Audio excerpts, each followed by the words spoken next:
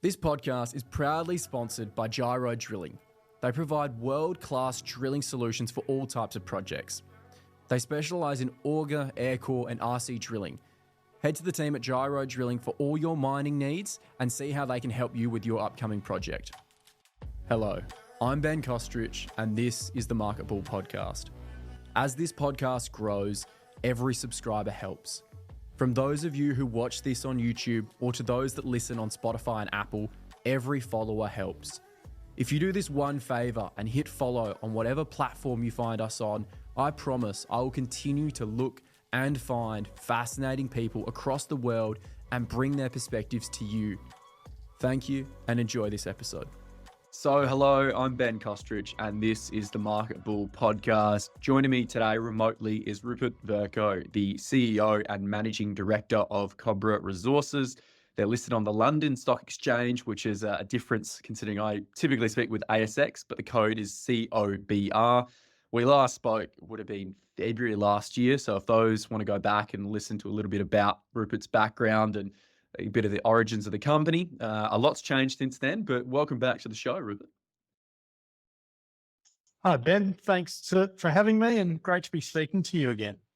Yeah, we always have those intentions to catch up and then time gets away. And it was literally over 12 months ago that we spoke. But can you just remind listeners a little bit about what Cobra Resources is and whereabouts you guys are located and I guess the main project that you guys have got? Sure. Well, initially the company was relisted on the back of the Wudinna Project. The Wudinna Project is located in the Gawler Craton in South Australia, which is a world-class geological domain that hosts a number of significant world-class mines. Our focus initially was around gold. We have a defined gold resource, but as a lot of gold companies digressed over the last few years, we spent quite a bit of time looking at rare earths and understanding the mechanisms for ionic absorption. And as such, we actually had some really good exploration success. We went beyond the standard model for saprolite or clay-hosted rare earths, and we made a ionic rare earth discovery within what's called a paleo system. And that geology is amenable to in situ leach recovery, which is very low cost and a very benign and environmentally considerate form of mining that is done in South Australia.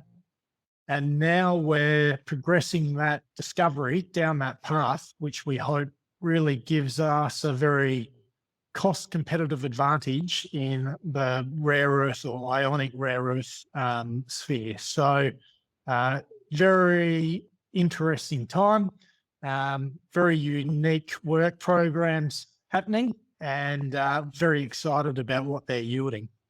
So we may start there unpacking some of that because, yeah, the transformation from last year, I mean, we talked about a lot about gold and now the rare earths has really been the pinnacle, the acceleration. So talk us through a little bit about how that sort of discovery and some of that information started coming to light over the past handful of months. And in particular, talk about this process that you're planning to use that is going to minimize the costs, because for many, they've been following rare earths and it's been a difficult time for a lot of them, but this is another sort of strategy to help make that a more feasibility project. Yeah, sure. So look, I think something that we've been very considerate about in our approach to rare earths is making sure that there is economic credibility to what we're doing. Initially, we focused on looking at, and we've defined a clay-hosted resource that sits directly above our defined gold resources. So the approach was looking at if we could write off the mining costs associated with getting access to the gold, we'd be more cost competitive in the processing components of those clay-hosted rare earths in the overburden. What we found is metallurgically it was still challenging and it was fairly line ball in terms of what the value potential was. We learn a lot about the mechanisms that drive ionic mineralization in that process, and In terms of our team, myself and Rob Blythman, the exploration manager, have both worked in situ recovery before. For those of you that don't know, that's a process that's widely applied to uranium mining, where no material is load and hauled. We don't treat material on stockpiles or we don't batch process it. We effectively inject lixiviants directly into the ground that are contained within very unique geological conditions and allow us to very cost effectively mine that and mine that uranium. And so much so that almost 60% of the world's uranium production is now sourced through ISR because it's less capital intensive and more cost effective in terms of production. So going back to how that fits in with what we're doing now, we'd had a lot of uranium exploration done on our land tenure in these paleo channels. And we were looking at the chemistry requirements that would make metallurgy more cost effective for extraction of rare earths. We knew we had rare earth enrichment. We knew we had mobility. We just needed to find the right sort of mineralization. And what we've done is we've found it in these paleo systems where you'd usually find sandstone hosted uranium. Our MET test work is giving us great recoveries of heavy and magnet rare earths, which are the valuable rare earths. And we're getting those recoveries at very benign acidities. So ionic mineralization, what's important is the AmSol wash process. So sulfuric acid is the primary lixiviant there, and ammonium sulfate, both readily available products. And we're getting recoveries of up to 65% heavy rare earths at a pH of 3. And what that means is the acid consumptions are very low and very viable. And when we can get those recoveries, and if providing we can emulate them under an ISR process, we believe that we could potentially be the lowest cost producer of these rare earths outside of China. And I think that statement, whilst ambitious, is very heavily supported by what the uranium industry has done over the last 30 years. That is a massive one, because we know that the rare earths market is predominantly dominated by China, and that there's been a lot of developments within the space. And you talk about the rare earths that are in focus that we require for either batteries or more so magnets and some of the use cases there. But even the idea of realizing and acknowledging that in situ recovery can be used for this, I'd seen a bit talking about the actual geology of the area and how the Mother Nature had almost done a little bit of work for you. Can you talk us through a little bit about how you guys actually decided that this was the process that you would pursue, considering that I think you might have mentioned that not many are doing it or have the luxury of being able to do it with being in South Australia and this sort of natural development? Yeah, sure. So, look, ISR requires permeable geology and needs to be below the water table, and you don't want your groundwater to be a valuable water resource either.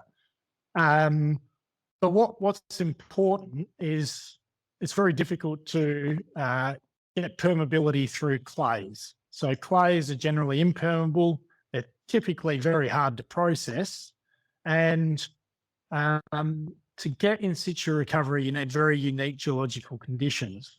What we were looking at with our system is we've got a very long geological history. We know that the sulfides that are associated with our gold break down in the weathering process, produce acidic conditions. These acidic conditions leach the rare earths out of the primary rare earth phases, and they're being mobilized into these paleo systems.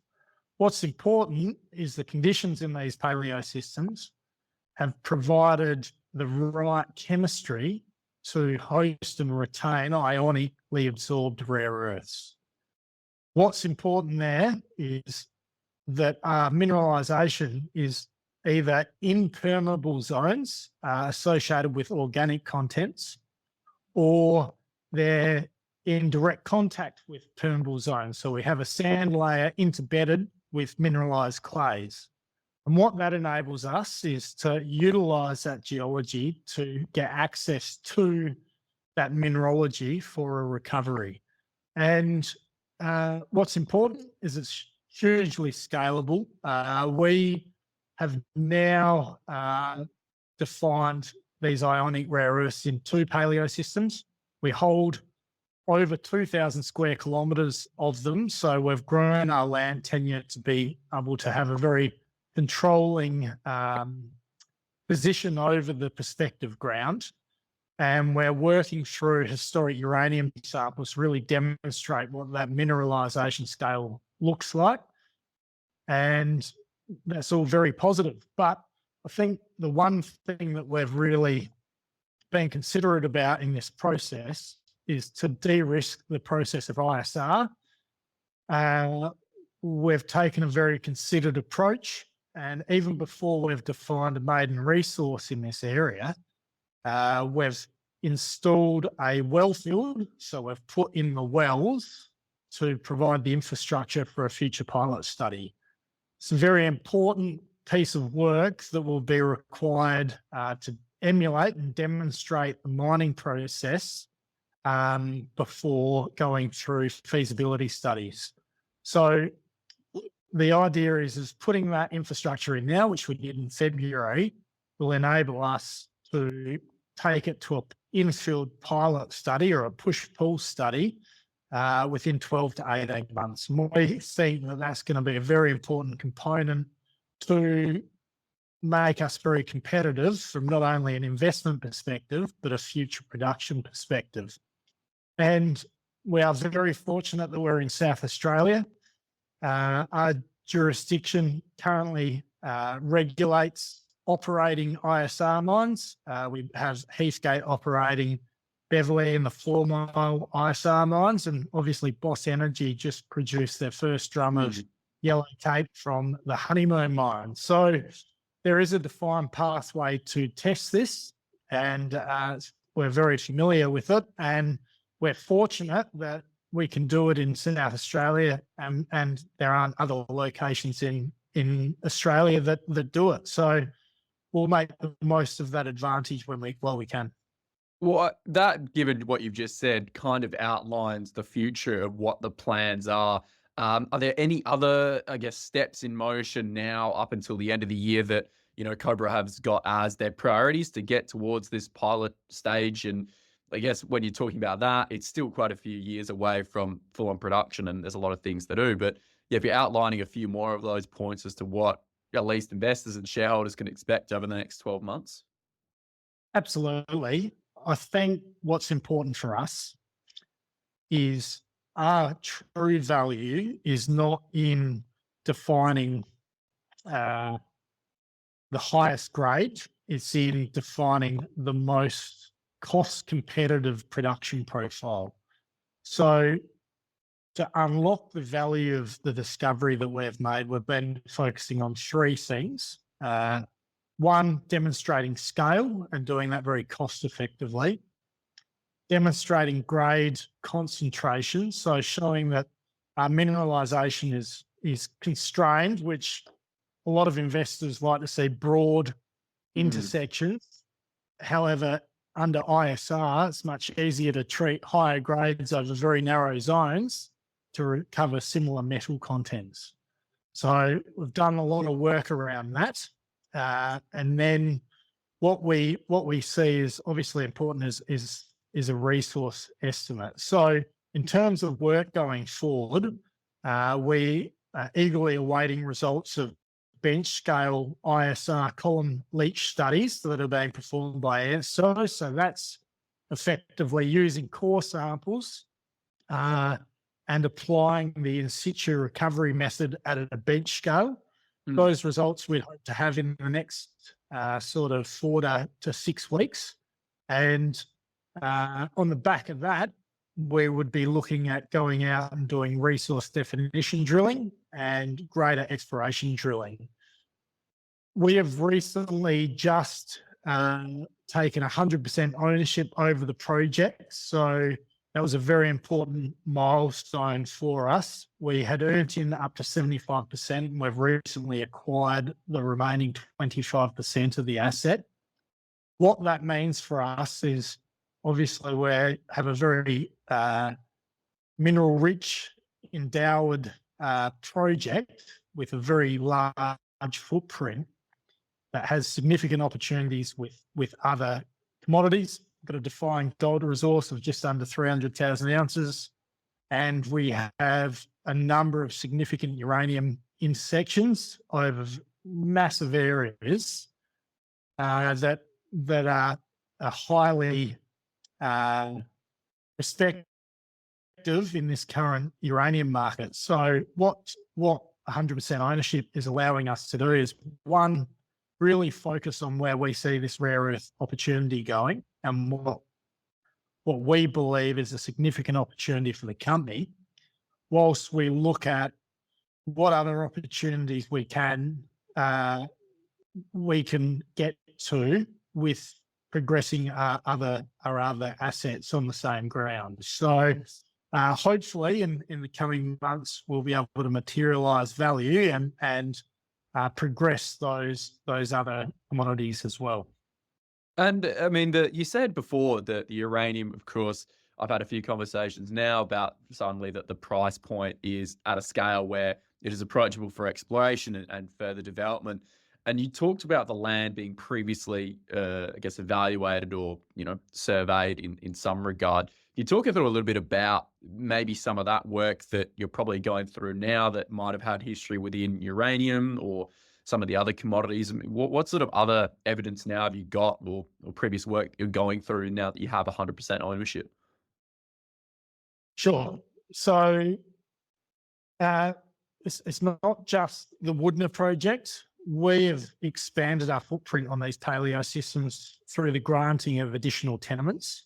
One of those tenements in particular also sits on the Nullaby paleo system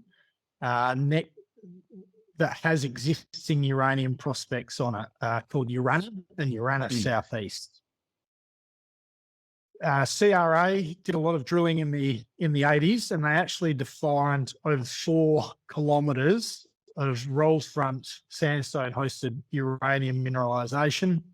There's some really good grades, sort of up to 750 ppm U3O8 in permeable geologies that are amenable to ISR. And we see huge upside going and revisiting that work. The drill spacings for those roll front systems are at 500 metre spacings. And from a roll front perspective, there's plenty of upside in those sort of spacings. So we are doing the work to be able to, one, go back and retest some of those historic samples for rare earths. We think that there's some intrinsic relationships between the chemistry drivers or differences that are required for ionic absorption, and there may be some spatial proximities that could exist between that and the redox conditions required for uranium. So getting fairly technical there, but I think the bottom line or the important component is if you're going to have an ISR rare earth mine and you have uranium mineralization that's proximal to those rare earths, why wouldn't you consider that from a viability option? So it means that we don't need to really adjust our exploration strategy or spend more money to test the same ground for both of those zones, and that's what we'll certainly look to do. I mean, it's giving the two birds, one stone kind of connotations in that regard, that either in situ recovery or even used for uranium, or trialing it and using it for rare earths. And then now that you've got the extra packages or the extra tenements rather, you've got the ability to sort of use it across a full spread. So there's a lot going on there. And then at the beginning, you talked about it, which I can imagine is probably another consideration, is that the gold that had the overlaying hard rock or the rare earths. I mean, there's also that in the background and some of the other IOCG deposits, or some of the, not deposits, but some of the opportunities. I mean, what's happening with some of those tenements and projects? And realistically, you've got the rare earths at the London Project, which we just talked about, how are you going to sort of tailor it as, priorities come to it? Sure. Well, look, and you look at the current gold market, and the gold price is at $3,700 Aussie an ounce, which I don't think in my time in the industry I've ever optimized a mining open cut or underground project at above $2,500 an ounce. So it is an amazing time for gold, and there's probably not the investment interest in gold at present. But what I see as an opportunity for us is to explore very low cost options that don't require capital to support a smaller asset, but to explore commercial opportunities in terms of toll treating options or joint venture projects to be able to advance them. The gold's very shallow, 1.5 grams from an open pit perspective. Certainly has some merit. So we'll be doing that work to be able to progress that. And we see that being a very important component, because I'd argue that the market hasn't really re-rated the value of our company on our rare earth assets. It's still very heavily weighted to our gold. In terms of the IOCGs, look, Gawler Craton is the IOCG heartland. Where we have some great, very promising targets there. But you look at the risk-reward ratio and the cost of that expenditure, I would prefer to put the company in a position where we are not looking at dilutive value to be able to go and, or dilutive capital to go and chase those assets. We can certainly define a lot of value out of what we're doing with the rare earths with a higher or a lower risk to reward ratio. And what I think that means is our money best spent there. But certainly with those IOCG prospects, we have some really good anomalous surface copper signatures or geochemistry, and the pathfinders is very positive. And look, that there is certainly merit to do that, and whether that's through further JVs or partnerships with other groups to be able to advance those assets. So very much for us at the moment, we see our focus to be advancing the Boland ionic rare earth discovery and really highlighting the advantage that we have in the industry as potentially being the world first to apply scalable ISR as a preferred extraction method. And as we focus on that, looking at alternative options to really progress these other projects. Yeah, a lot has changed naturally since we spoke. And I know we talked about some of the people surrounding you last time. From memory, I don't think there's been much of changes. Maybe there has. But can you just talk us through some of the people that are surrounding you from, the board and the management side that's helping you, I guess, progress these projects?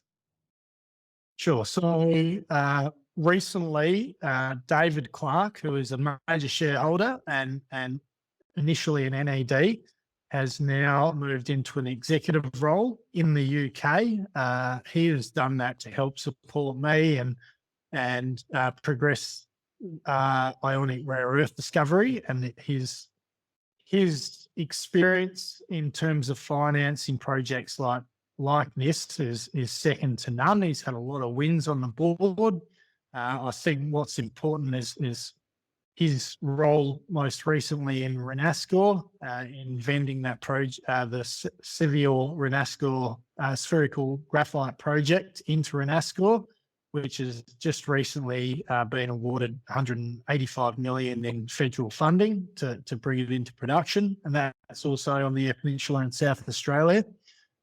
So David's certainly a very seasoned veteran with a wealth of knowledge and experience in progressing assets like this.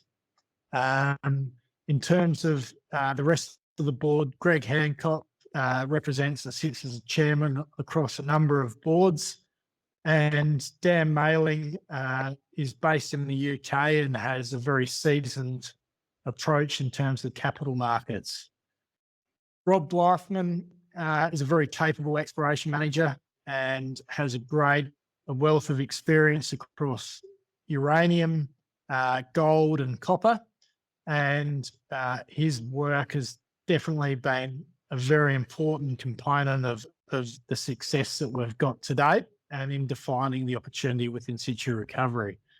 In terms of major shareholders and sort of external support, both Craig Ball and Bruce Parncutt are other two significant shareholders, and they are both very seasoned and professional, not only investors, but participants in the mining industry that have got a career of successes behind them. So their support is very strong, and we're very appreciative of having them in our corner.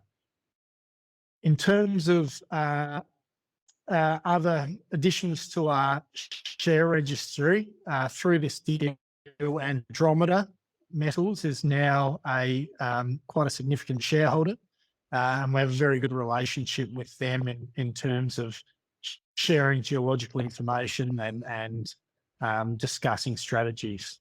So, look, that's basically a reasonable summary of the key players behind the company. I think what's important from us at the moment, being very small, is as we progress this, having the right technical capabilities around us. We have a consulting agreement in place with WGA, and James Davidson, who was the general manager of the recommissioning of Honeymoon, is the principal consultant there. So James has a wealth of knowledge around ISR, and we have a number of other key external people that have that experience that will assist us in getting this to a point of feasibility. And I'm going to latch on to a point you mentioned there about not necessarily you guys, but government support. And you talked about the benefit of being within South Australia for all of these strategies within the mining realm. But have you guys started looking at some of the local government support or packages? I mean, what's the landscape like within South Australia for helping these projects? Because given if you do accelerate with the Boland project and it goes down this path of being, a great rare earth deposit, I can imagine there'd be a bit of interest from local government and arguably state government and federal government to get around it. But again, what are the sort of considerations on your level about that? Is it just not the right time, or what's going through the mind there? Absolutely. I think we've certainly looked at where that government funding has gone to, because I think from any investor's perspective, third-party endorsement is a very important component of any project or any team. So whilst it'd be great to get, I'd acknowledge that where that government funding has gone to projects that are at that point of decision to mine. They've put the work in to define a resource and to define an economic outcome. So our focus is really on getting there and doing the work that makes that decision of government bodies to support these projects much easier. So we acknowledge that we're still fairly early stage. We only confirmed the metallurgy in September last year. But what we're hoping to do is materialise projects that when we get to that point, that potential support may be there. I think what's important, Ben, is everyone talks about resilient critical mineral supply chains. And resilient supply chains are generally driven by very cost-effectively sourced raw materials. And if you can't cost-effectively source those materials, the resilience of those supply chains is not there. So if we can dynamically change the production cost output of rare earth production through ISR, That's a significant step forward in improving the resilience of future rare earth supply chains. So that's our strategy and our approach going forwards.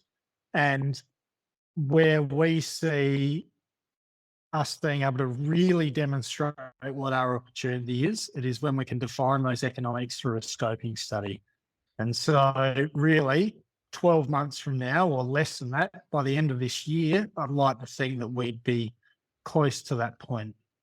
Okay, that's exciting because we talked about it, the rare earths, it predominantly dominated by particular countries, and I think it's been a bit of a tough time within that realm. But the need for them has not really dissipated. It's just been a matter of who's going to be around at the end, and I think low cost production of course is going to be enticing for a lot of players, and more so from big players looking around at what's working and really venturing into an area that we need these materials coming to the market, but it's at what price point can we get them there? And you just talked there probably about some of the key takeaways, because I always like to encapsulate conversations with key points. So if there's 3 or maybe 4, I won't restrict you, but if there's some key points that you think, or not you think, that we've talked about today that should be at the forefront of investors and listeners' minds, what would some of those points be?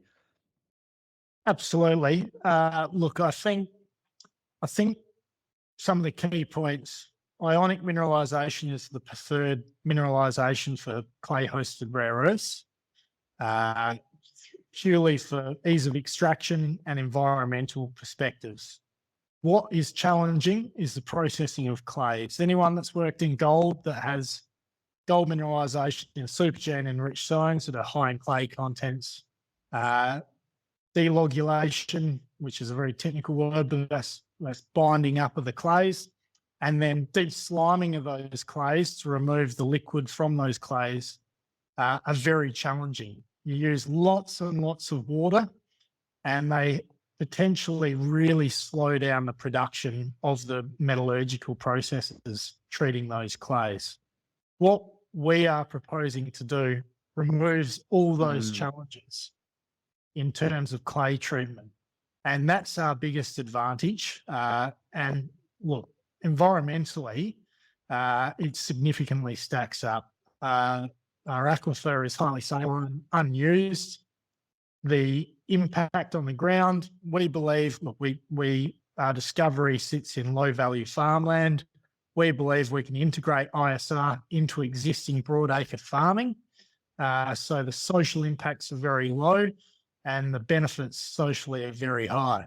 So I suppose what we believe is our leverage there is we gain that investor exposure to well-weighted heavy and light or magnet rare earths from a tier 1 mining jurisdiction, and we're doing it through a recovery process that is proven through the uranium industry to be the lowest cost form of production to yield the highest net profit return per ounce of uranium produced. And the process isn't new. The geology is not new. We're just applying that proven process to a geological formation that hosts a new or ionic mineralized rare earths to produce a mixed rare earth carbonate to help support decarbonisation. So I suppose what we're doing is not groundbreaking as such, but it's different, and it has a point of difference to the Brazilian players that will need to mine, pick up, stockpile, process, potentially screen, and then de-slime and rehandle and manage lots of material movement in sensitive environments. And we're removing those challenges and those processes. So we like to see that there is a great investment case and also a future economic case on those basis, and really that's our selling point. There we go. Heard it there. Well, we covered a lot. I always like having that chat with you, and we should do it more often, to be honest, because your knowledge within the geology realm and just the exploration, I feel it's like a great lecture. I quite enjoy myself. I always pick up something new, which is helpful. But for those that want to follow Cobra Resources over these next 12 months as this news flow comes to market, I mean, where can they go to keep an eye on news updates and potentially your presentations and stuff like that? Sure, absolutely. Look, all of our presentations are uploaded to our website, cobraplc.com, and you can follow us on Twitter and LinkedIn and all the socials as everyone likes to these days. And also at the Market Ball, Ben, I'm sure we'll be keeping you updates over as we progress this in the coming months. Yeah, again, I'm looking forward to chatting towards when you get these more results and these scoping studies and all these other exciting things that progress the company further towards an economic discovery. But yeah, thank you so much, Rupert, for taking the time to speak with the show today. Cheers, Ben. Thank you very much, mate. Thanks for listening to the Market Ball podcast. Please remember that the topics and stocks discussed in this podcast are not financial advice. If you enjoyed this episode, please make sure to like, share, and follow. You can follow the Market Ball on all our socials and keep up to date with global market insights.